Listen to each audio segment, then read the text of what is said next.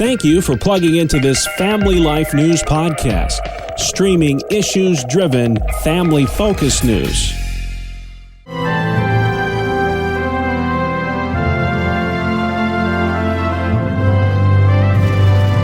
This is Faith Under Fire.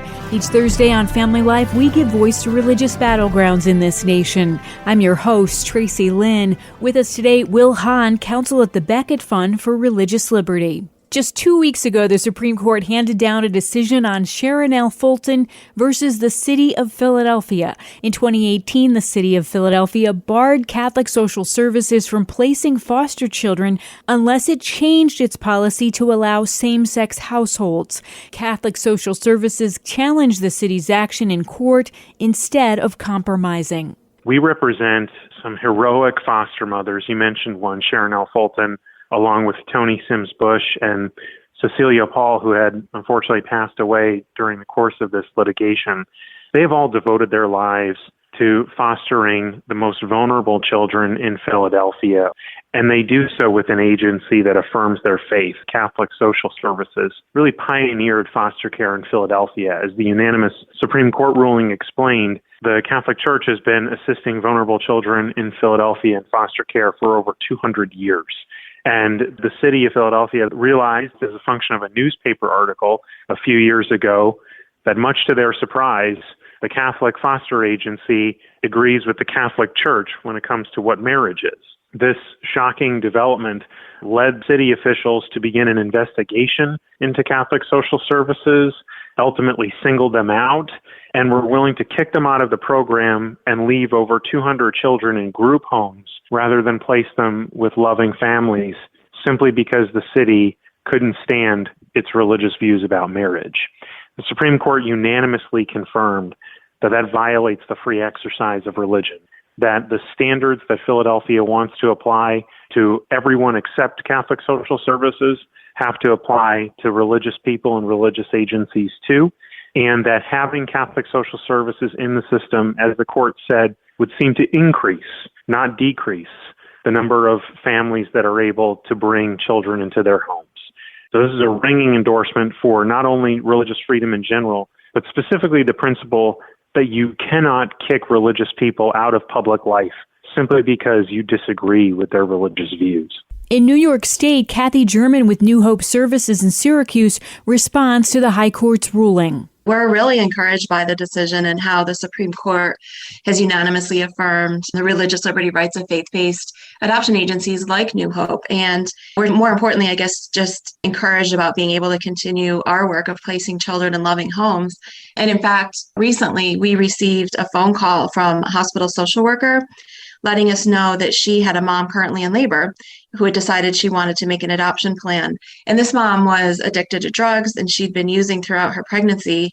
She knew she was unable to parent her child, so she asked us to find a family for her. And within 24 hours, we were placing that baby in the arms of one of our adoptive couples. And this is just a prime example of the much needed work in our community that we do and that we are just prayerful that we'll be able to continue. Yeah, and in the past, New York State officials have tried to shut down services for children offered by New Hope. It didn't have any effect on our pregnancy center, but with our adoption agency, they wanted us to basically compromise our religious beliefs that a child's best interest is in the home of a married mother and father. So they basically wanted to shut down our whole adoption agency because we weren't willing to adhere to that policy.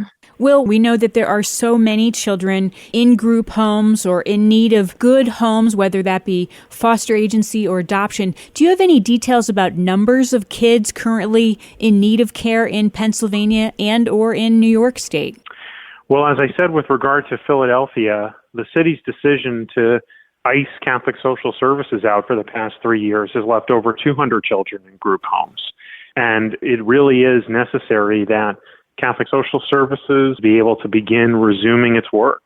The Supreme Court acknowledged that having Catholic Social Services in the system would increase the number of families able to adopt children. So this is a ringing endorsement for all hands on deck to serve children. Absolutely. Will, how will this ruling impact faith-based foster care and adoption agencies across the U.S.?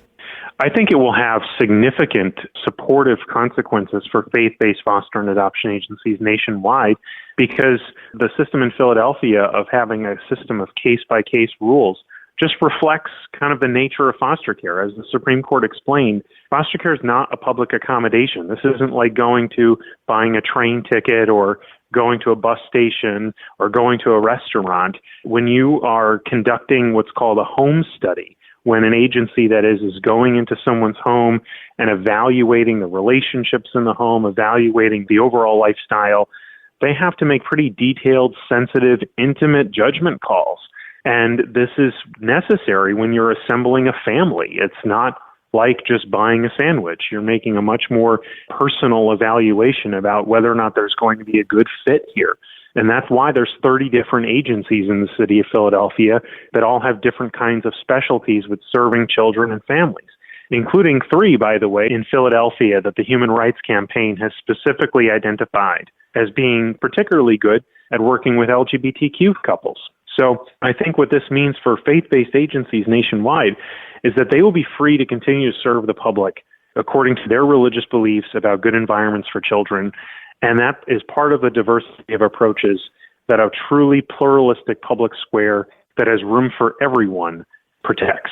Kathy Jerman with New Hope Family Services in Syracuse agrees. Yeah, we believe that every child deserves a home with a loving mother and father, and we have over 50 years of experience in the adoption field. And then we also serve the community through our pregnancy center. So we offer free resources like pregnancy tests, ultrasounds, options counseling, parenting classes, post-abortion counseling, and then we're launching a mobile ultrasound unit early in the next year so we can meet more moms right where they are in the community in their time of crisis. That's Will Haun with Becket Law and Kathy Jerman with New Hope Family Services.